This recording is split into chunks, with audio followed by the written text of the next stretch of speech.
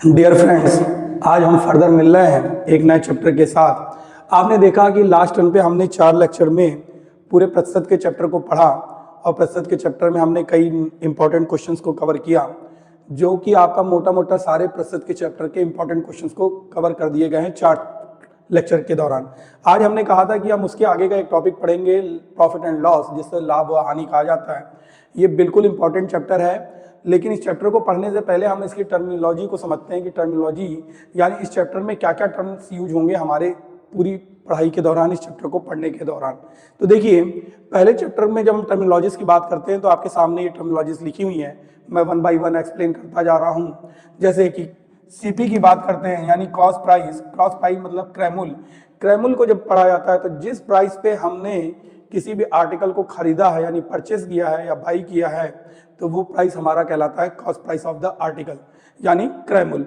दूसरी चीज, जो भी लागत किसी भी आर्टिकल पे लगेगी वो भी लागत हमारी कहलाएगी क्रैमुल। दूसरी चीज, सेलिंग प्राइस यानी एसपी से रिप्रेजेंट करेंगे। एसपी क्या होता है कि जिस प्राइस पे हम किसी भी वस्तु को बेचते हैं यानी सेल करते हैं, तो वो प्राइस हमारा कहलाएगा विक्रय मूल्य।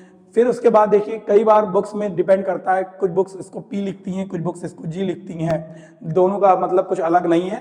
पी का मतलब P stand for profit and G stand for gain. Gain और प्रॉफिट दोनों का हिंदी में मतलब होगा लाभ। और जब हम पी और जी की बात करेंगे तो एग्जामिनर को पी और जी नहीं चाहिए, उसे चाहिए परसेंटेज पी या परसेंटेज जी।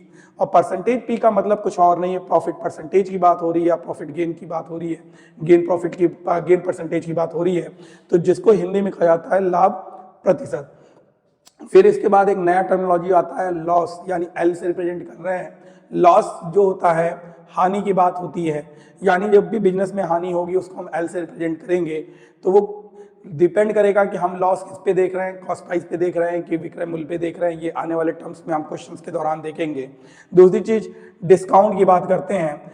जो भी हम डिस्काउंट यानी किसी भी सामान पे जो भी हम छूट देंगे उसको डी से रिप्रेजेंट किया जाएगा, और यही डी जो होता है या तो हिंदी में छूट कहलाता है या तो बट्टा कहलाता है। कुछ किताबों में ये बट्टा दिया होगा, कुछ किताबों में ये छूट दिया होगा। फिर जब एग्जामिनर को डी नहीं चाहिए एग्जैक्ट डी, उसे चाहिए परसेंटेज डी, और परसेंटेज डी के लिए हम इसको रिप्रेजेंट करेंगे डिस्काउंट परसेंटेज से। तो डिस्काउंट परसेंटेज का जो मेन काम होता है, इसको हिंदी में बोला जाता है छूट प्रतिशत या भट्टा प्रतिशत, क्योंकि एग्जामिनर को इंटीजर्स में वैल्यू नहीं चाहिए, उसे चाहिए परसेंटेज में। फिर इसके बाद आता है मार्क प्राइस, यानी हम एमपी की बात कर रहे हैं। एमपी मतलब हो गया जो भी आर्टिकल पे जो भी मूल्य अंकित होगा उस मूल्य को हम कहेंगे मार्क प्राइस। अब देखिए, एमपी और मार्कअप, मैंने एक और टर्मिनोलॉजी यूज की है जो ज्यादातर बुक्स में नहीं दी जाती है, वो होती है मार्कअप प्राइस यानी बढ़ी हुई राशि। अब वो बढ़ी कितनी है, मतलब जो अंकित होने से पहले कितनी राशि हमने बढ़ाई है उसको बोला जाता है मार्कअप प्राइस। और मार्कअप, एग्जामिनर को मार्कअप प्राइस नहीं चाहिए, उसे चाहिए बढ़ी हुई राशि प्रतिशत। यही इतनी टर्मिनोलॉजीज आप देख रहे हैं इस एग्जाम्स में यूज होंगी इस चैप्टर को पढ़ने के लिए। हमारे सारे क्वेश्चंस इसी टर्मिनोलॉजीज के इर्द गिर्द ही रहेंगे। तो हमारा मेन फोकस होगा इन चीज़ों को वन बाय वन समझना, और उसके बाद हम आगे बढ़ेंगे। और अब हम इसके बाद इसको इसमें एक नया पॉइंट ऐड करने जा रहे हैं। वो नया पॉइंट क्या होगा, हम पहले रिलेशनशिप बिटवीन देखेंगे cost price, selling price and profit percentage. चलिए, इसके बाद हम अगला टर्म देखते हैं, फिर उसके आगे हम बढ़ते हैं। डियर फ्रेंड्स, अब हम उसके आगे का टॉपिक टर्मिनोलॉजी के बाद का डिस्कस करने जा रहे हैं। हम relationship between cost price, selling price, P, profit and profit percentage की बात करने जा रहे हैं। यानी क्रय मूल्य, विक्रय मूल्य, लाभ और लाभ प्रतिशत के बीच में हम संबंध की बात करेंगे। उसको समझने के लिए हम करेंगे क्या, पहले देखिए, एक वस्तु है हमारे पास 2013 में हमने ली थी। इसको हमने लिया था, मान लिया 5,000 रुपए में, और आज 2025 है, इसको हम बेच रहे हैं 15,000 रुपए में। तो एक बात समझिए, जिस प्राइस पे वस्तु को खरीदा गया वो कहलाएगा सीपी यानी क्रय मूल्य। जिस प्राइस पे वस्तु को बेचा गया उस प्राइस को कहेंगे विक्रय मूल्य यानी सेलिंग प्राइस। अब पूरे लेन देन में आप देख रहे हैं क्या हो रहा है, हमारा प्राइस सेलिंग प्राइस पे ज्यादा है, यानी बिक रहा है ज्यादा। कितने हजार रुपए ज्यादा बिक रहा है, 10,000 रुपए। तो जब भी वस्तु का सेलिंग प्राइस होगा ज्यादा कॉस्ट प्राइस से, तब हर हाल में निकलेगा प्रॉफिट। जो ज्यादा होगा उसमें से कम वाले को घटा देंगे, तो आपका पहला फॉर्मूला आपका तैयार। लेकिन एग्जामिनर को पी कभी नहीं चाहिए इंटीजर्स में, पी इसको चाहिए परसेंटेज में, तो प्रॉफिट को यदि निकालना है तो पहले ऊपर रखेंगे। अब प्रॉफिट किसके रिस्पेक्ट में, कॉस्ट प्राइस के कि सेलिंग प्राइस के? हमेशा लाभ या हानि उस प्राइस पे देखा जाता है जो पूंजी आपने लगाई होती है या जो प्राइस आपने खर्च किया होता है। तो आप देखिए कितना खर्च किए हैं, कॉस्ट प्राइस यानी 5,000 रुपए, और उसी के रिस्पेक्ट में आपने देखा अपना विक्रय मूल्य बेचा है कितना, 15,000 रुपए। तो पूंजी कितने की लगाई थी, 5,000। तो यानी हम किसके रिस्पेक्ट में देखेंगे, कॉस्ट प्राइस के रिस्पेक्ट में जो भी पूंजी लगाएंगे इंटू 100 से मल्टीप्लाई करेंगे और परसेंटेज का सिंबल। ये आपका दूसरा फॉर्मूला तैयार। आप पी जानते हैं, ये इस फॉर्म में होता है SP minus CP upon CP into 100। ये तीसरा फॉर्मूला तैयार। यदि CP को इसके अंदर भाग कर दें तो क्या हो जाएगा, SP upon CP minus 1 into 100।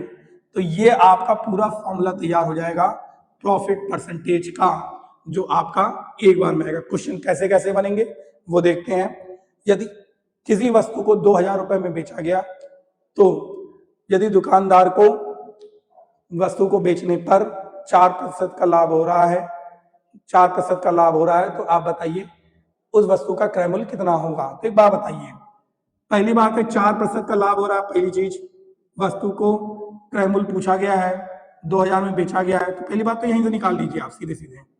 तो 2,000 का 4% निकाल लीजिए।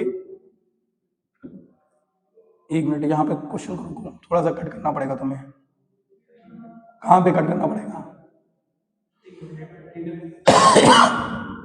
इसके बाद तुरंत कट करना पड़ेगा। कहाँ समझ में आ रहा है? जो मैं एग्जाम्पल दे दिया, एग्जाम्पल मैंने गलत दे दिया है, ठीक है। इस लाइन के बाद का तुरंत कट कर दो, या तो कट हो रहा हो तो अभी कट कर दो, ठीक है, या उतने पे रोक दो उसको, इसके आगे बढ़ा लेना, ठीक है। इसको रोक के वहीं पे आगे बढ़ाऊंगे। देखिए इसको हम किस तरीके से सॉल्व करेंगे वो समझना जरूरी है। देखिए क्या हो रहा है कि यहाँ पे क्वेश्चन को लगाने का तरीका क्या क्या होगा, बात समझिए। यदि किसी वस्तु का क्रय मूल्य 2,000 रुपए है, वस्तु को बेचा जाता है 4,000 रुपए में, तो आपसे पूछेगा क्या कितने रुपए उसका लाभ होगा, पहली चीज पूछेगा प्रॉफिट परसेंटेज क्या होगा। तो दोनों तरीके हैं।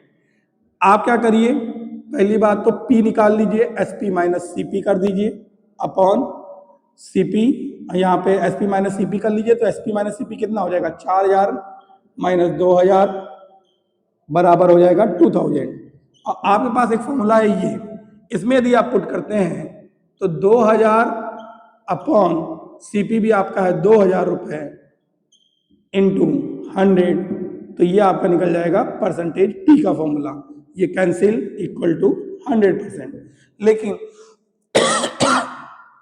दूसरा फॉर्मूला आपका यहाँ पे भी है, डायरेक्ट वैल्यू आप उठा के पुट कर सकते हैं। और वैल्यू पुट करेंगे, कैसे पुट कर देंगे, तो एक बात समझिए, यहाँ पे हम क्या कर रहे हैं कि यदि हमने फॉर्मूला में ही डायरेक्ट वैल्यू उठा के रख दिया 4,000 माइनस 2,000 अपॉन 2,000 इंटू 100, तो आप देख रहे हैं 2,000 अपॉन 2,000 इंटू 100, तो यानी इक्वल टू रिजल्ट आएगा 100%।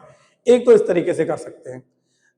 और अब इसमें एक तीसरा टाइप बचा है, वो तीसरे टाइप को हम कैसे देखेंगे वो हम देखते हैं। जो तीसरा टाइप है वो तीसरा टाइप हम कैसे देख रहे हैं, बात समझिए। क्वेश्चन इस तरीके से बनता है कि क्वेश्चन करेगा कि 16 वस्तुओं का क्रय मूल्य 12 वस्तुओं के विक्रय मूल्य के बराबर हो, तब हम वस्तु का कॉस्ट प्राइस या लॉस प्राइस हम देखना चाहते हैं, तो प्रॉफिट परसेंटेज देखना चाहते हैं। तो 16 वस्तुओं का कॉस्ट प्राइस जो है 12 वस्तुओं के विक्रय मूल्य के बराबर है। तो आप देखिए 12 को इसके नीचे ले जाइए, इसको इसके नीचे ले जाइए, तो 16/12 बराबर SP अपॉन CP, ये आ गया 4/3। तो आप देख रहे हैं SP अपॉन CP का जो मान है वो ग्रेटर देन 1 है, तो आप उठा के इसमें पुट कर दीजिए, तो प्रॉफिट परसेंटेज बराबर हो जाएगा SP upon CP minus 1 into 100। ये वैल्यू हो जाएगी 4/3 minus 1 into 100 equal to 1/3 into 100, और यह आएगा पूरा रिजल्ट 100/3%, जो कि बराबर होगा 33.1/3% के। तो यानी आप डायरेक्ट भी फॉर्मूले में उठा के वैल्यू पुट कर सकते हैं जब आपको कुछ भी अमाउंट ना दिया गया हो, ठीक है। इस क्वेश्चन को लगाने का एक और तरीका है, यहाँ पे हम आर्टिकल लिख देते हैं, यहाँ पे प्राइस लिख देते हैं। यहाँ पे हमने क्या लिखा, यहाँ पे CP लिखा, यहाँ पे SP लिखा। यहाँ पे कहा कि आर्टिकल कितना है, 16 वस्तुओं का क्रय मूल्य, 16 वस्तुओं का क्रय मूल्य मान लिया 1 रुपया है। यहाँ पे 12 वस्तुओं का विक्रय मूल्य, ये भी मान लिया 1 रुपया, दोनों को क्रॉस मल्टीप्लाई कर दीजिए। तो अब 12 इधर गया तो ये हो गया 12 और ये हो गया 16। तो आपको ये फॉर्मूला पता ही है, प्रॉफिट परसेंटेज बराबर SP minus CP upon CP into 100। उठा के वैल्यू पुट कर दीजिए, 16 माइनस 12 अपॉन 12 इंटू 100। यहाँ से आप देख रहे हैं 4/12 इंटू 100 1/3, तो यानी 100/3 परसेंटेज, और जो कि इक्वल होगा कितना, 33/1/3। अब हम इसके बाद इसमें एक और इंपॉर्टेंट पॉइंट देखेंगे कि इसका और इसका कॉम्बिनेशन हम कैसे बना सकते हैं, और वहां से हमारे दो नए फॉर्मूले जनरेट होंगे, और वो हम उन दोनों नए फॉर्मूले को अब आगे देखने जा रहे हैं। तो हम एक बात करते हैं कि हम जानते हैं कि क्या जानते हैं, परसेंटेज पी बराबर होता है SP minus CP upon CP into 100। देखिए इसका कितना बेटर यूज होने वाला है, मैं फॉर्मूले को और मॉडिफाई कर रहा हूँ। परसेंटेज पी इंटू सीपी लिया, 100 को अंदर मल्टीप्लाई कर दिया तो 100 एसपी माइनस 100 सीपी, और जब ये लिखा सीपी वाले टर्म्स को एक साइड ले आइए, तो जब ये पूरा माइनस वाला टर्म इधर आएगा और सीपी कॉमन कर दिया गया, तो इसमें आएगा 100 plus percentage P into 100 into SP. अब अगले स्टेप में हम क्या कर रहे हैं, ये पूरा पेयर उठा के इसके नीचे रख दे रहे हैं, और जब पूरा पेयर उठा के इसके नीचे रख दिया तो SP into 100 upon 100 plus percentage P, यानी एक फॉर्मूला और तैयार। क्वेश्चन कैसे बनेगा, क्वेश्चन इस तरीके से बनेगा, कोई वस्तु 12,000 रुपए में बेची जा रही है और कुल सौदे में बेचने पर 20 दुकानदार को 20% का लाभ प्राप्त हो रहा है, तो वस्तु का क्रय मूल्य ज्ञात कीजिए। तो एक बात बताइए, एसपी दिया गया है 12,000 रुपए, बेचने पे 20% का प्रॉफिट दिया गया है, आपसे पूछ रहा है कॉस्ट प्राइस।